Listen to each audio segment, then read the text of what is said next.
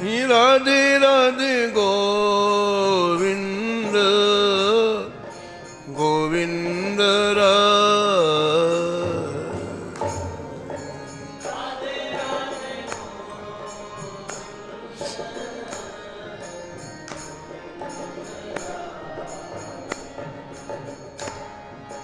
गोविंद राधे बोलो गोपाल राधे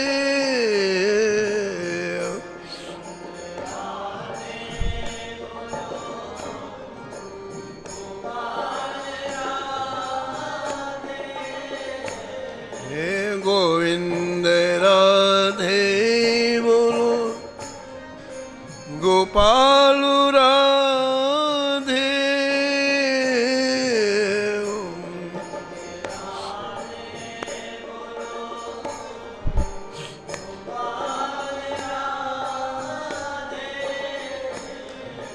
राधे राधे गोविंद गोविंद राधे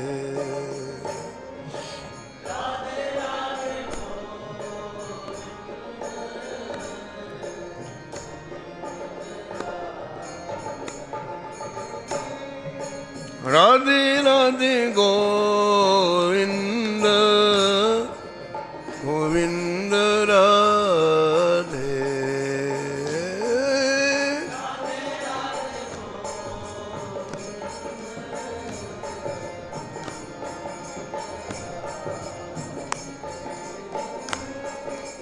गोविंद राधे बोलो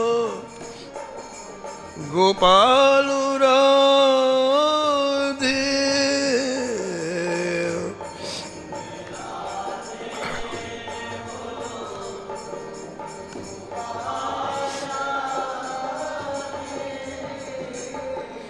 गोविंद राधे बोलो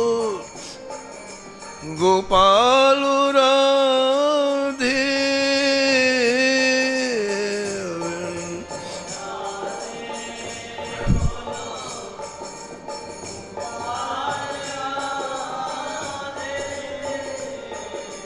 राधे राधे गोविंद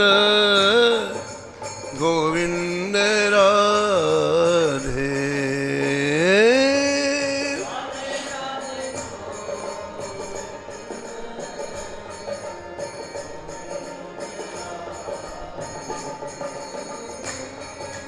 राधे राधे गोविंद गोविंद राधे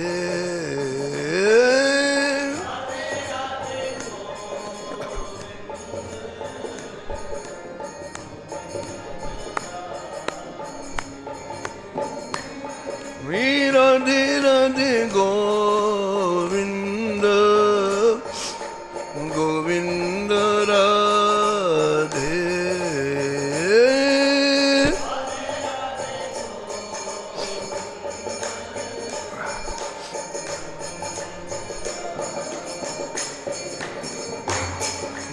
राधे राधे गोविंद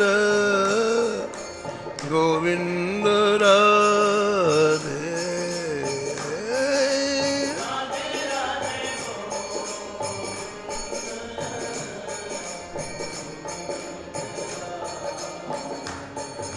श्री जानकी वल्लभ लाल की, श्री मंगल मूर्ति हनुमान जी महाराज की, सपरिकर श्री भक्तमाल जी की, श्री स्वामी अग्रदास जी महाराज की, श्री नाभाजी महाराज की, श्री प्रियादास जी महाराज की, सब संत भगवान की, श्री वृंदावन धाम की, श्री बांके बिहारी लाल की, श्री राधा वल्लभ लाल की, श्री गिरिराज जी महाराज की, श्री यमुने महारानी की, श्री महाराज जी की जय जय श्री राधे।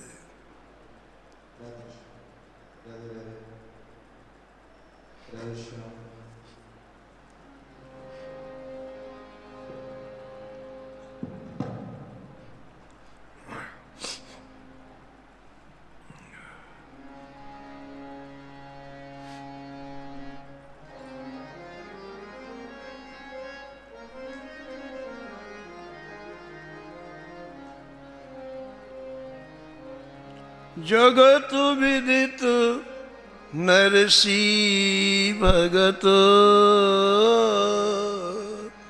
जगत विदित नरसी भगत, जिन गुर्जर धर पावन करी, जिन गुर्जर धर पावन करी। महास्मारत लोग भक्ति लवलेस न जाने, महास्मारत लोग भक्ति लवलेस न जाने। माला मुद्रा देखो दास की निंदा ठाने, माला मुद्रा देखी तासु की निंदा ठाने। ऐसे कुल उत्पन्न भयो भागवत शिरोमणि, ऐसे कुल उत्पन्न भयो भागवत शिरोमणि। सरते सर कियो खंड दो सही खोयो जिन, सरते सर कियो खंड दो सही खोयो जिनी। बहुत ठोर परिचय दियो, बहुत ठोर परिचय दियो। रस रीत भक्ति हृदय धरी, रस रीति भक्ति हृदय धरी। जगत विदित नरसी भगत, जगत विदित नरसी भगत, जिन गुर्जर धर पावन करी, गुर्जर धर पावन करी। जिन गुर्जर धर पावन करी, गुर्जर धर पावन करी। परम भागवत परम रसिक श्री नरसिंह जी महाराज का स्मरण श्री नाभा गोस्वामी जी ने इस शब्द में किया है और निष्कर्ष के रूप में कहते हैं कि नरसिंह जी का चरित्र परम पावन है, जिसने समस्त विश्व की भूमि को पावन बना दिया, पवित्र बना दिया। भक्तों के चरित्र में निज कोई स्वार्थ नहीं होता है। प्रत्येक भक्त का एक ही उद्देश्य है, सर्वे भवन्ति सुखिनः सर्वे सन्तु निरामया। इसलिए अंदर की ये भावना काम करती है। इनमें और इनके चरित्रों में कोई अंतर नहीं है। जो ये हैं वही इनके चरित्र हैं। भागवत के बहुत बड़े प्रख्यात वक्ता, निष्किंचन वक्ता, निष्प्रिय वक्ता पूज्य डोंगरे जी महाराज कहते हैं कि कथा व्यक्ति को नया जन्म दे देती है। जैसे दीक्षा के बाद नया जन्म हो जाता है, ऐसा पुराण कहते हैं। कृपया गुरुदेवस्य द्वितीयम जन्म कथते, ऐसी कथा से नया जन्म प्राप्त होता है। जो कथा है वही ठाकुर जी है। ऐसे जो भक्तों का चरित्र वही भक्त है। इसलिए जो काम भक्त करते वही उनकी कथा करती है। जहां भक्त होते हैं वहां 12 योजन तक तीर्थ बन जाता है। जिस स्थल पर भक्त भजन करते हैं 12 योजन तक वो तीर्थ बन जाता है, वो धाम बन जाता है। ऐसे जहां इनके चरित्र होते हैं वो स्थल परम पावन बन जाता है, पवित्र बन जाता है, दिव्य बन जाता है। इसी नाभाजी महाराज लिखते हैं, जगत विदित नरसी भगत, जगत विदित नरसी भगत, जिन गुर्जर धर पावन करी, जिन गुर्जर धर पावन करी। और दूसरी विशेषता बतलाते हैं कि भक्तों का जो विश्वास है, उस विश्वास को प्रत्यक्ष करके लोगों में विश्वास का सृजन करते हैं। हम किसी को देखते हैं कि अरे इसका इतना विश्वास ठाकुर जी में, तो हमें हमारे अंदर भी एक अंदर आकांक्षा होती है, हमें भी विश्वास करना चाहिए। हम किसी को भजन करते हुए देखते हैं तो मन में आता है हमें भी भजन करना चाहिए। तो श्री नरसिंह जी का जो विश्वास है श्री ठाकुर जी के चरणों में, सांवल सेठ के चरणों में, उस विश्वास को उन्होंने अनेक लीलाओं के द्वारा, दिव्य प्रसंगों के द्वारा इस कलयुग में प्रकट किया। नरसिंह जी का प्रागट्य आज से 500 वर्ष पहले हुआ। इस कलयुग में प्रत्यक्ष लीलाएं श्याम सुंदर ने इनके साथ की, और एकांत में नहीं, जंगल में नहीं, लोगों के बीच में, हम सबके बीच में। और तीसरी बात विशेष ये है, आश्चर्य की बात यह है,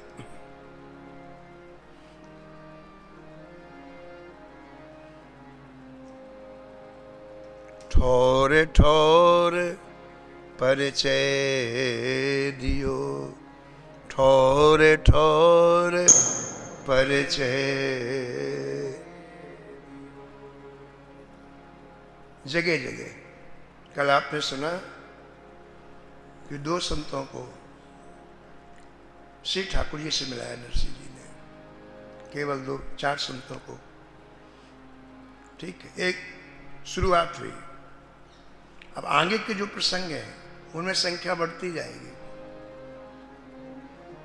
अब हजारों के बीच में ठाकुर जी आएंगे, फिर इसके आगे जो प्रसंग आएगा उसमें इस कलयुग में लाखों के बीच में ठाकुर प्रत्यक्ष रूप से। इसी को लिखते हैं, बहुत ठोर परिचय दियो,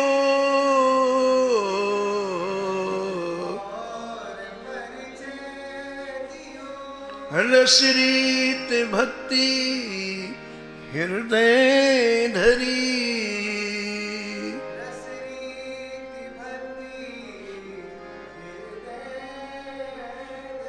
श्री नरसिंह जी ने पहले भगवत विश्वास जागृत किया, और इसके बाद रसरीत माधुर उपासना को हृदय में बैठाया।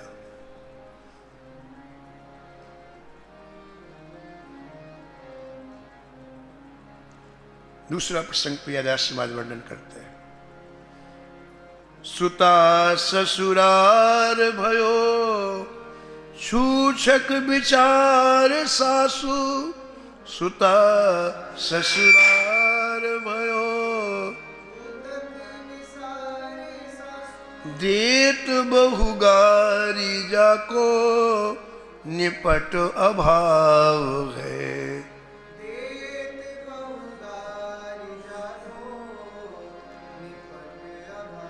निपट अभाव है, निपट अभाव है, निपट अभाव।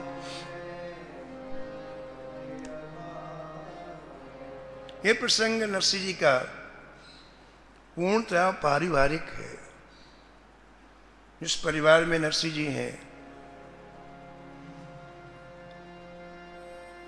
उनकी सबसे बड़ी बेटी का नाम कुंवर सेना है। इनका विवाह गुजरात में अंजार शहर में हुआ।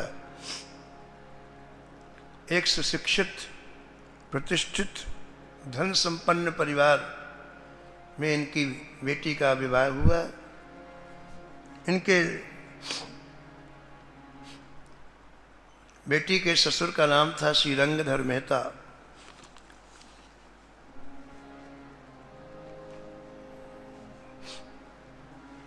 और उस समय के राजाओं के जमाने में ये उच्च पद पर प्रतिष्ठित थे। कुंवर सेना के प्रति कोई कार्य नहीं करते थे। उनका नाम था वसंत राय।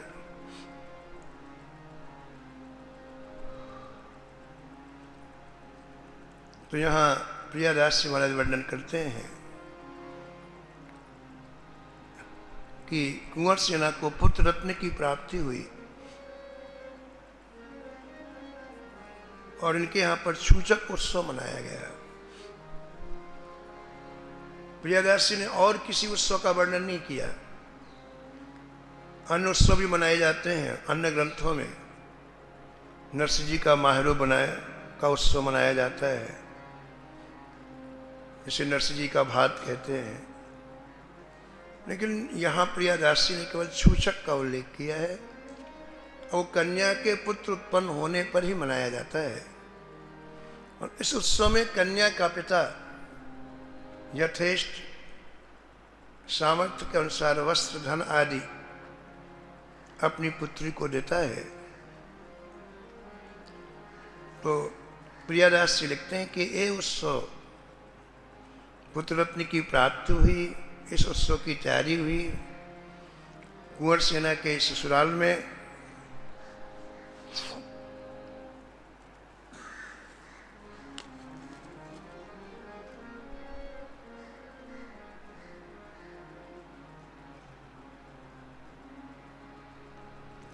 तो निमंत्रण देने की बात आई श्री नरसिंह जी को, तो पूरा परिवार एक तरफ हो गया। बोलो ऐसे व्यक्ति को निमंत्रण देने से क्या फायदा है जिसके आने से समाज में हमारी नाक कट जाए, इसलिए उसे निमंत्रण ना दिया जाए।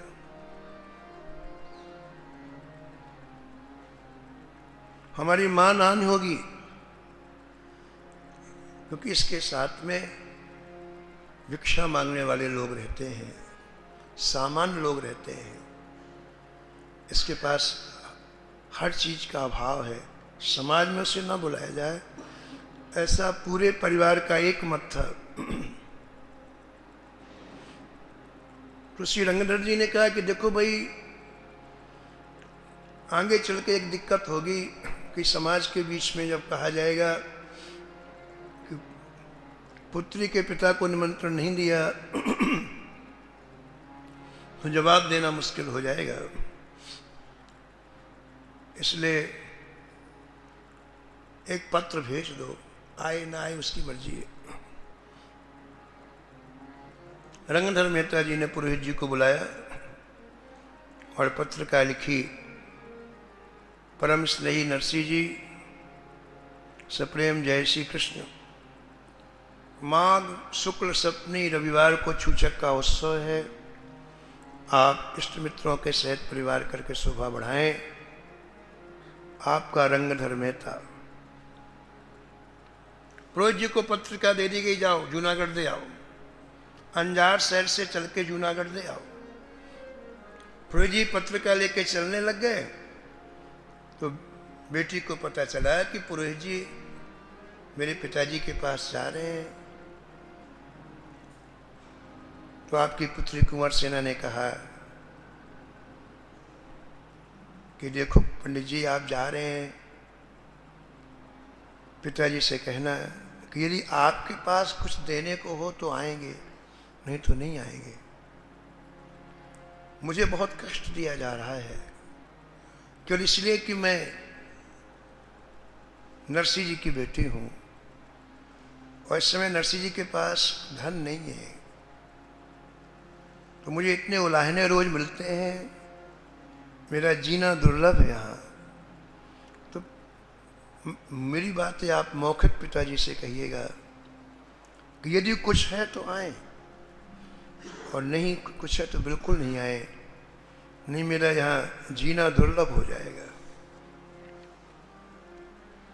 ये प्रसंग का प्रारंभ प्रियादास जी करते हैं और इस प्रसंग में प्रियदास जी महाराज जी कहना चाहते हैं कि जो अपने जीवन की बागडोर श्री ठाकुर जी के चरणों में सौंप देता है, वो कोई भी हो, यहाँ गृहस्थ से मतलब नहीं है, विरक्त से मतलब नहीं, कोई भी हो, जो अपने जीवन की बागडोर श्री जानकी वल्लभ लाल जी के चरणों में, श्री राधा माधव के चरणों में सौंप देता है।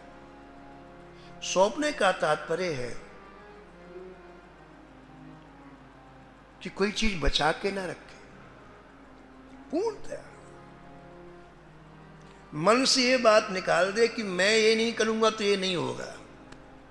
हम लोग मुख से खूब कहते हैं कि हे नाथ हम आपके हैं, लेकिन यही सोचते हैं कुछ हाथ पर नहीं हिलाएंगे थोड़ी कुछ होता है, हम कुछ करेंगे नहीं तो ये हमारे समर्पण का अधूरापन है। समर्पण का तात्पर्य ही है कि सब कुछ ठाकुर जी करेंगे, सब कुछ। ये बात विश्वास हो जाए, इसके लिए चरित्र है। किया है तो हमारे साथ क्यों नहीं करेंगे। पूज्य हरि बाबा जी कहते हैं कि भक्तों के चरित्र से ये पता चलता है कि श्री ठाकुर जी कितनी देखरेख भक्तों की करते हैं। संसार के सारे कार्य ठाकुर जी ने बांट दिए, विभाग बना दिए, डिपार्टमेंट बना दिए, पूरी सृष्टि में, पूरे ब्रह्मांड में सबकी नियुक्ति है और वो सब अपना अपना काम कर रहे हैं। फिर ठाकुर जी क्या करते हैं? श्री ठाकुर जी एक ही काम करते हैं, भक्तों के हृदय को देखते रहते हैं, भक्तों के मुख को देखते रहते हैं। इनकी कोई सेवा मिले तो मैं करूं। ये विभाग किसी को नहीं दिया ठाकुर जी ने, ये विभाग अपने पास रखा है और करते हैं इसके लिए भक्तमाल के चरित्र। ऐसी घटनाएं घटित हुई हैं इसी कलिकाल में हम लोगों के बीच में। ये हृदय में विश्वास, इन भक्तों के साथ ठाकुर जी ने जब एक किया तो हमारे साथ भी करेंगे। इसलिए इन चरित्रों को बार बार सुनने के लिए कहा गया है। अनादिकाल से हमने संसार के ऊपर विश्वास किया है, अपनी ताकत के ऊपर विश्वास किया है, अपनी सामर्थ्य के ऊपर विश्वास किया है, ठाकुर पर विश्वास नहीं किया है। इसलिए जब ठाकुर के विश्वास की चर्चा चलती है तो हमारा हृदय जल्दी स्वीकार नहीं करता। वो स्वीकार करे इसके लिए बार बार उस चीज को सुनना पड़ता है। वैसे कोई बालक एक बार पढ़ा, उसको समझ में नहीं आता तो हमारे अध्यापक दोबारा पढ़ाता है, तिबारा पढ़ाता है, चौथी बार पढ़ाता है, पांचवी बार पढ़ाता है। गोस्वामी जी लिखते हैं कि जब मैं छोटा सा था तो गुरुजी ने मुझे राम कथा सुनाई, लेकिन अब 5-7 वर्ष की आए में पल्ले नहीं पड़ता। गुरुजी पूछते बेटा समझ में आया? मैंने कहा गुरुजी थोड़ा सा समझ में आया। अच्छा दोबारा सुनो। तदप कही गुरु बारही बारा, तदप कही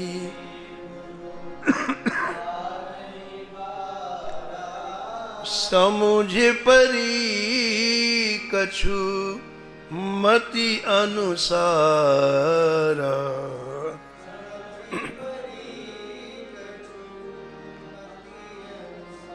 कछु थोड़ी सी बात समझ में आती। ऐसे ही श्री ठाकुरी संबंधी जितनी चर्चाएं हैं, जितने प्रसंग हैं, वो एक बार के सुनने में समझ में नहीं आते, क्योंकि हमारी जो पहले की भूमि बनी है वो पूर्णतः ठाकुर जी से अलग है। इसलिए बार बार सुनने के लिए संत कहते हैं, शास्त्र कहते हैं। बार बार सुनने से रस प्रकट होता है। एक बार सुनने से नहीं, 2 बार सुनने से नहीं, बार बार।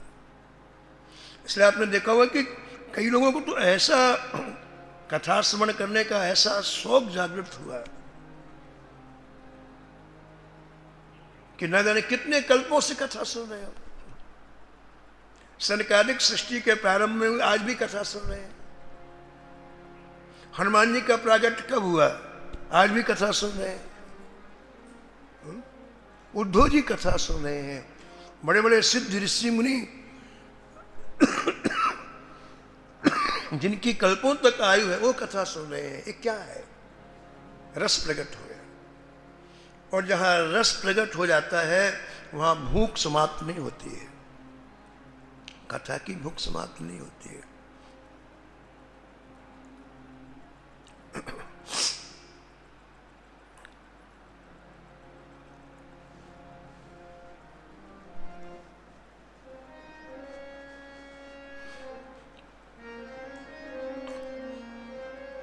ये विश्वास हो जाए कि ठाकुर जी हमारा हर काम करते हैं। एक ये बिल्कुल प्योर पारिवारिक काम। लोग कहें कि नहीं तो केवल संतों के भजन वाले काम करते हैं, इससे तो पूरा बेटी का छूछक देने का प्रसंग है। बताओ आप वहां कितनी इसमें लगन है ठाकुर जी की, आप देखो। आप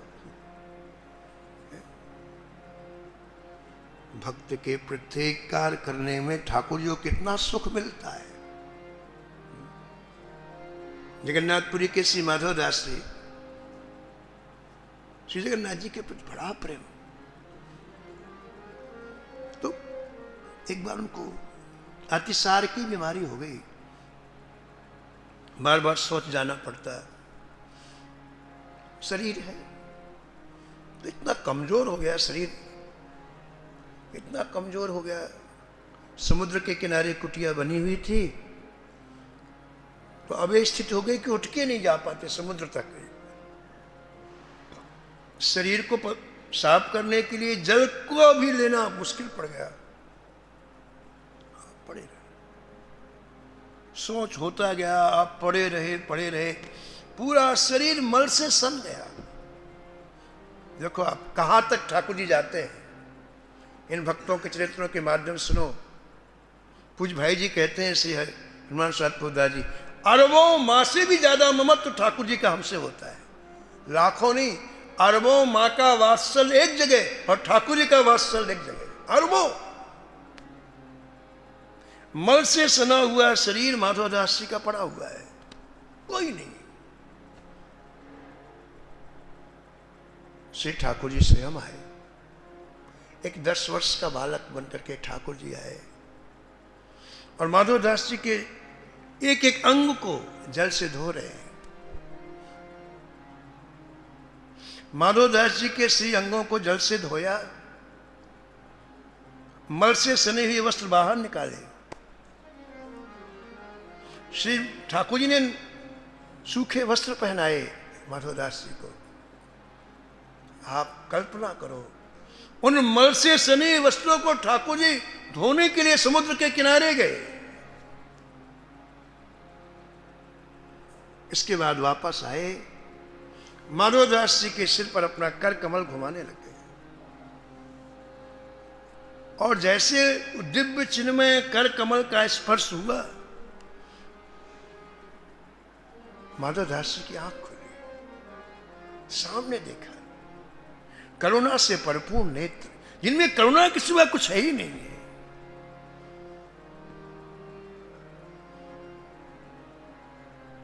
माधवदास जी पहचान गए, कोई 10 वर्ष का बालक ऐसी सेवा करता है क्या? मेरे गोविंद आ गए, मेरे माधव आ गए। दोनों हाथों को पकड़ करके खूब रोए। जय जय आपने क्या किया, ये आपके करने योग्य कार्य था। इससे अच्छा मेरी मृत्यु हो जाती तो ज्यादा अच्छा था।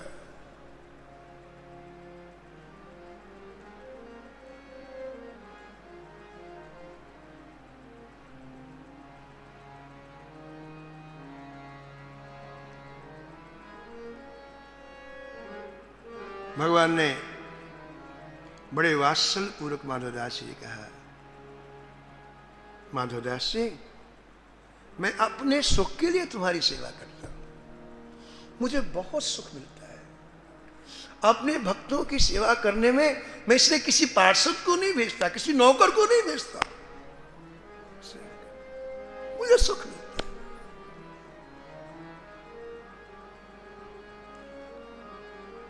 को कौन प्रभु की रीत ऐसी, कौन प्रभु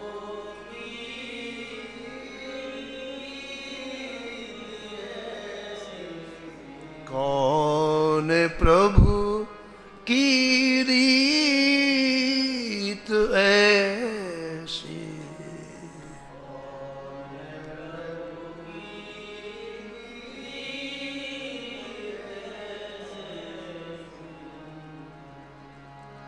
बिरद हेतु पुनीत पर हरि,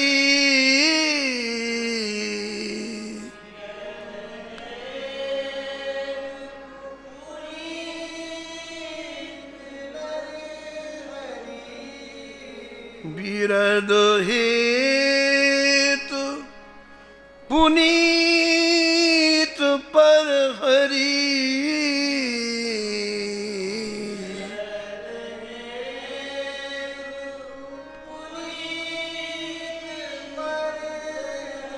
पावरन पर प्रीति,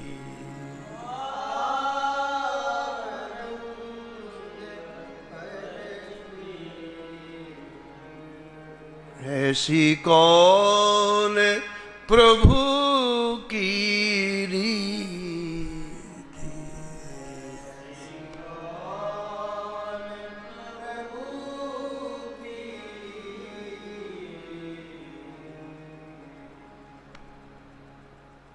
भक्त के प्रत्येक कार्य करने के लिए श्री ठाकुर जी सजग रहते हैं।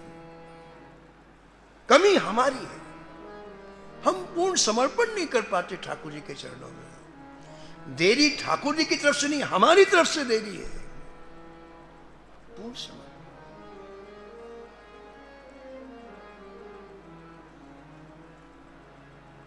पुरोहित जी पत्र लेकर के अंजार शहर से चल करके जूनागढ़ आए। नरसिंह जी का पता लगाते हुए नरसिंह जी के यहां पहुंचे। नरसिंह जी के यहां इस समय नरसिंह जी की छोटी पुत्री का नाम है रतन सेना। वो है और 20 सूरदास संत हैं। उनको आंखों से दिखलाई नहीं पड़ता है। कुछ महीने पहले घूमते हुए जूनागढ़ आए। उन्हें आश्रय की आवश्यकता हुई। किसी से पूछा, भैया हमें रात्रि भर ठहरना है। लोगों ने नरसिंह जी का घर बता दिया। आए रात्रि में नरसिंह जी के पास। और नरसिंह जी के यहाँ जाते जब उन्होंने उस घर का वातावरण देखा तो मुग्ध हो गए। तज हरि भजन काज नहीं दूजा। ये भक्ति का वातावरण है जहां संसार की थोड़ी भी चर्चा नहीं होती, निरंतर रस में चर्चा। उस दिव्यादिव्य वातावरण में विष्णु सूरदास प्रवेश किए।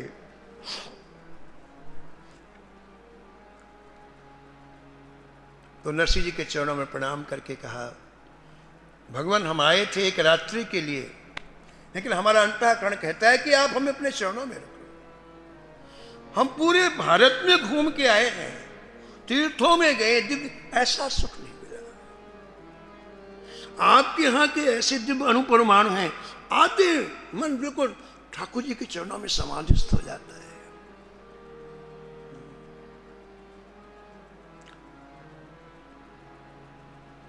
श्री कृष्ण चैतन्य महाप्रभु जी से उनके शिष्यों ने पूछा, वैष्णव किसे कहते हैं महाराज? बोले जो कभी धोखे से किसी के मुख से नाम निकल जाए वो वैष्णव है। धोखे से भी। फिर अगले साल फिर यही प्रश्न किया, भगवान वैष्णव किसे कहते हैं? बोले जिसके मुख से हरनिश भगवान का नाम निकले वो वैष्णव है। गोस्वामी जी ने बड़ी प्यारी पंक्ति वैराग संदीपनी में लिखा है,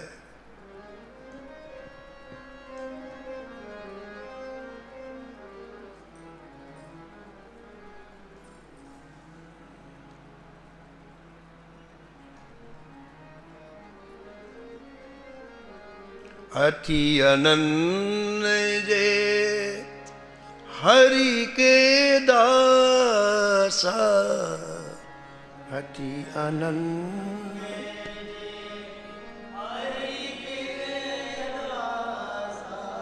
अति अनन्य जे हरि के दासा,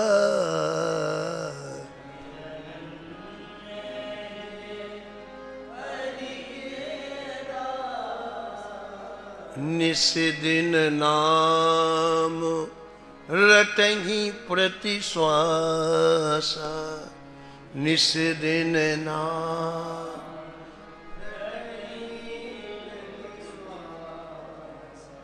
तुलसी तेहि समान नहीं होई,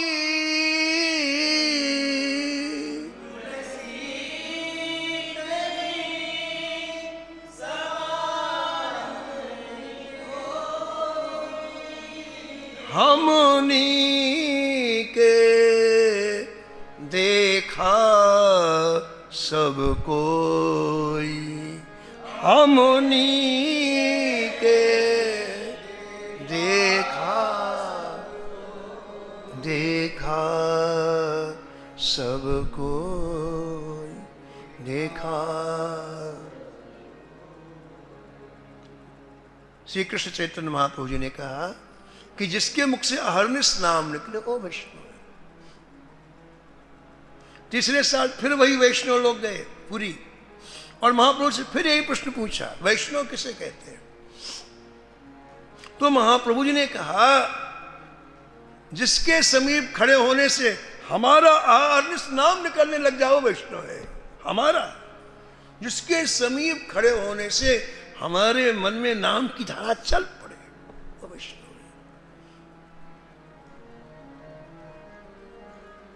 उन सूरदासों ने कहा कि नरसिंह जी, हम आए थे एक रात ठहरने के लिए, लेकिन अब एक आपसे भीख मांगते हैं कि आप हमें अपने चरणों में रख लो। हमें बहुत सुख मिल रहा है, बहुत सुख मिल रहा है।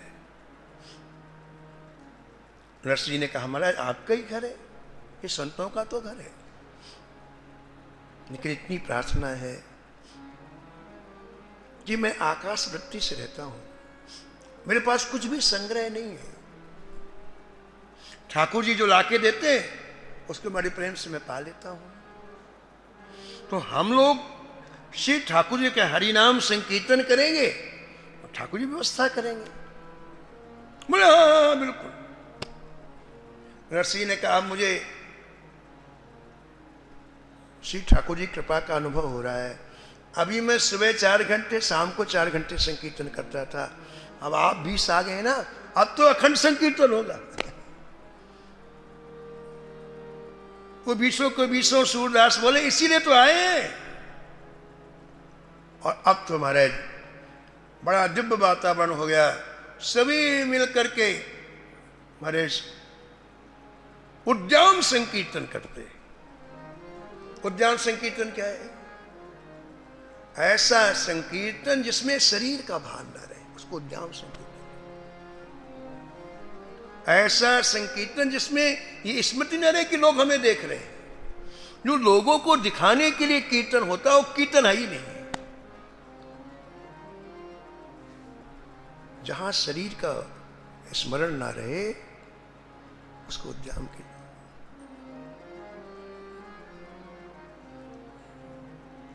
जय जय राम कृष्ण हरि, जय जय राम कृष्ण हरि।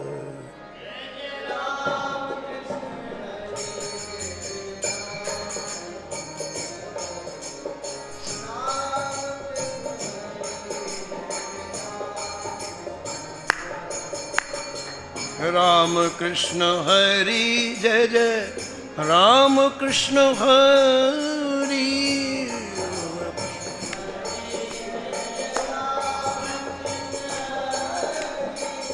राम कृष्ण हरि जय जय राम कृष्ण हरि राम कृष्ण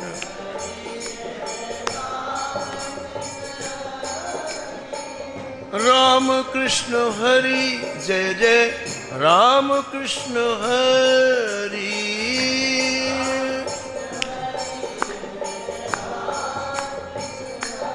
हाँ राम कृष्ण हरि जय जय राम कृष्ण हरि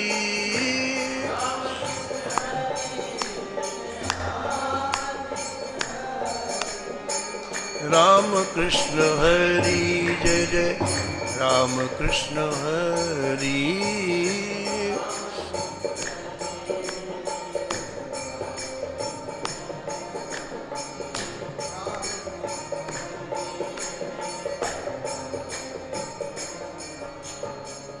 तो पुरोहित जी पत्र लेकर के आए नरसिंह जी के पास, परिचय दिया, मैं अंजार शहर से आया हूँ, श्री रंगधर जी ने पत्र भेजा है, मौखिक सूचना भी दी इनकी बेटी की।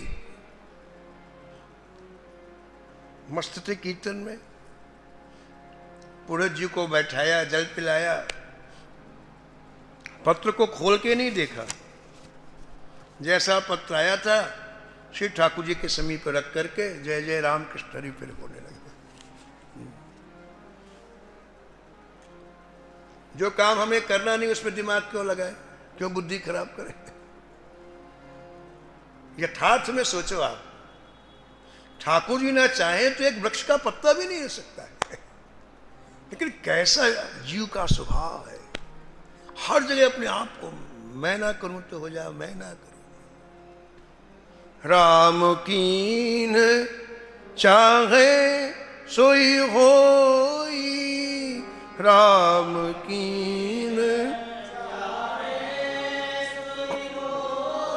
करे अन्यथा अस नहीं कोई, करे यही सोच भक्तों की है, इसलिए बिल्कुल निर्भय रहते हैं, बिल्कुल निर्भय। ये अंदर बैठी हुई बात, एक तो बाहर की, एक अंदर बैठी हुई बात रहती है। देखो पूरा चरित्र नरसिंह जी का इसी पंक्ति में, पूरा चरित्र, कहीं भी नरसिंह जी के चेहरे में सिकन नहीं। ये जितनी व्याधियां हैं, ये जितनी मानसिक वेदनाएं हैं, ये केवल इसीलिए विश्वास नहीं ठाकुर जी, बाकी कोई बात ही नहीं, कोई बात ही नहीं। हो रहा काम, इन भक्तों के काम नहीं हुए ना, इसी का तो नाम भक्तमाल है। केवल इतनी सी बात हो जाए, ये बैठ जाए कि ठाकुर जी करते हैं, काम हो गया। नरसिंह जी ने पत्र ठाकुर जी के सामने रख दिया और प्रियादास जी कहते हैं,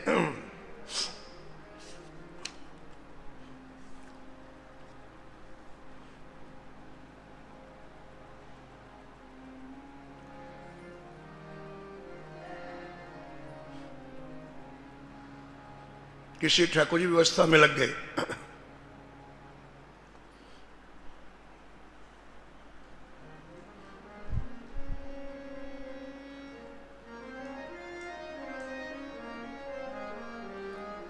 नरसिंह जी ने कहा अपने साथियों से कि देखो मुझे ठाकुर जी ऐसी प्रेरणा दे रहे हैं, इसलिए मुझे जाना पड़ेगा। आप लोग संकीर्तन की सेवा संभालना, एक क्रम न टूटने पाए। मैं गया हो रहा है, पहले लोग पैदल यात्रा करते थे। वो सूरदास बोले, नरसिंह जी हमारा इतना लगाव हो गया है आपके प्रति कि यदि एक दिन आपकी वाणी नहीं सुनेंगे तो शायद जीवित नहीं रहेंगे। देखो, इसलिए आज नहीं, हम जब तक जिएंगे तब तक आपको हम छोड़ने वाले नहीं हैं। आपने जो दिया हमें कहीं नहीं मिला, इसलिए एक क्षण के लिए हम आपका साथ छोड़ने वाले नहीं हैं। अब बड़ी दिक्कत, 20 लोगों को लेकर कैसे जाए? आपके मन में पहले बैलगाड़ियां चलती थी, आपके मन में आया कि किसी बैलगाड़ी की व्यवस्था कर लें, अभी तो रहे, बोले हम प्राण छोड़ देंगे तो साथ में ले चलना पड़ेगा। तो नरसिंह जी बैलगाड़ी खोजने के लिए जूनागढ़ में जिस घर में जाते तो लोग दरवाजा बंद कर लेते, कहीं देना ना पड़े कुछ। चलते चलते कोने में गए, बिल्कुल कोने में, तो एक कोई अत्यंत गरीब व्यक्ति बैठा था। नरसिंह जी ने राम राम किया तो उसने भी राम राम। बोले भैया आपके पास कोई बैलगाड़ी है क्या, मुझे कुछ दिन के लिए चाहिए। बोले नरसिंह जी बात तो है कि बिल्कुल बूढ़ा हो गया हूँ, पहले बैलगाड़ी चलाता था, पीछे घर के पीछे बैलगाड़ी पड़ी है, बहुत वर्षों से, देख लो तुम्हारे लायक हो। नरसिंह जी गए, वो पूरी तरह से बैलगाड़ी न जाने लायक थी, लेकिन जब कुछ नहीं है तो उसी को जाने लायक बनाया, ठोक ठाक के ठीक किया। किसी के यहाँ बैल मांगे, वो बैल भी ऐसी दिए जो मतलब 10 आदमी उठाए तो उठते। नरसिंह जी ने उनके कान में कहा कि देखो भैया इन संतों को ले जाना है तो तुम्हारी सेवा बन जाएगी तो अगले जन्म में बैल नहीं बनना पड़ेगा तुमको। यदि इतनी सेवा बन जाएगी तुम उनको अपने बैठा करके ले चलो गाड़ी में तो अगले जन्म तुम्हारा बिल्कुल भगवान के पास, सेवा में भगवान के धाम। संतों की भाषा बैल समझते, उन्होंने ऐसा ऐसा हिलाया, सिर पूरी ताकत से उठे, बैलगाड़ी को ठीक किया। नरसिंह जी ने सूरदासों को बुलाया, बोले चलो भैया अब चलते हैं अंजार शहर, लेकिन एक बात का ध्यान रखना, देखो संत भगवान की ये गाड़ी तभी तक चलेगी जब तक आपके मुख से हरिनाम संकीर्तन होगा, और जैसे संकीर्तन बंद होगा गाड़ी बस वहीं रुक जाएगी। सूरदासों ने कहा रे कैसी बात करते हो, हमारा अभ्यास है, 1 मिनट के लिए हम लोग हरिनाम बंद नहीं करेंगे। गाड़ी में सब सूरदास बैठे, गाड़ी चलाने के लिए आगे नरसिंह जी बैठे और संतों की गाड़ी चली। चलो रे मन श्री वृंदावन धाम, चलो रे मन श्री वृंदावन, रटेंगे राधे राधे नाम, मिलेंगे कुंज बिहारी, ओढ़ के कांवरकारी।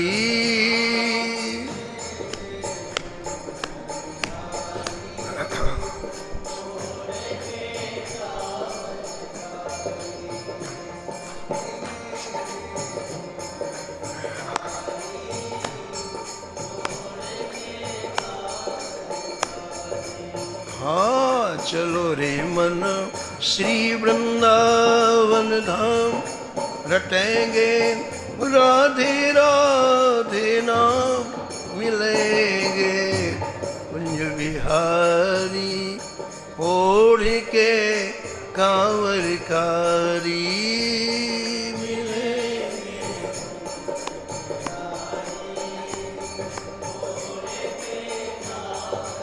अब इन संतों की गाड़ी को ठाकुर जी कैसे पहुंचाते हैं, एक कथा आप कल सुनेंगे। समय की मर्यादा में वाणी को यहीं विराम। नमो नमो श्री भक्त सुमाल,